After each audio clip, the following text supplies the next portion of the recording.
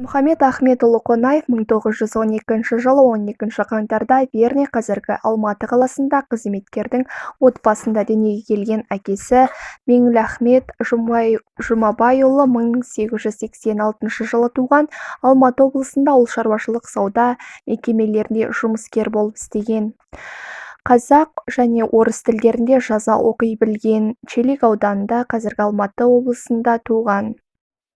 1930 жылы Алматыдағы номер 14 мектепті бітіргеннен кейін 1931-36 жылдары Қазақстан өлкелік комсомол комитеті Дінмұхамед Қонаевты Мәскеудің түсті металл институтына оқуға жібереді. 1936 жылы институтта оқығандай бітіріп, тау-кен инженері мамандығын алған Қонаев 1937-39 жылдары Балқаш мыс қорыту комбинатының Қоңырат руднигінде жұмысқа орналасып, онда бұрғылау станогының машинасы цех бастығы, рудниктің бас инженері және оның директоры болады.